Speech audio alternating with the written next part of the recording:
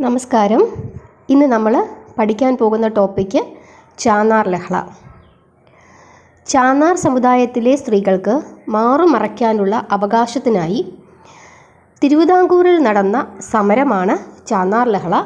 അപ്പോൾ മാറുമറയ്ക്കാനുള്ള അവകാശത്തിനു വേണ്ടി എവിടെ നടന്ന സമരമാണ് ചാന്നാർ ലഹള? അങ്ങനെ വേണമെങ്കിലും ചോദിക്കാം. തിരുവിതാംകൂറിലാണ് ഈ സമരം നടന്നത്. കേരളത്തിലെ ആദ്യത്തെ സാമൂഹിക പ്രക്ഷോഭമായിരുന്നു ചാന്നാർ ലഹള.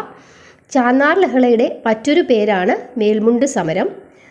ചാന്നാർ സ്ത്രീകൾക്ക് മാറുമറയ്ക്കാനുള്ള അനുവാദം നൽകിക്കൊണ്ട് വിളംബരം പുറപ്പെടുവിച്ചത് ഉത്രം തിരുനാൾ മാർത്താണ്ഡവർമ്മയാണ്. ചാന്നാർ സ്ത്രീകൾക്ക് മാറുമറയ്ക്കാനുള്ള സ്വാതന്ത്ര്യം അനുവദിച്ചുകൊണ്ട് ഉത്തരവ് പുറപ്പെടുവിച്ച വർഷമാണ് 1859 ജൂലൈ 26.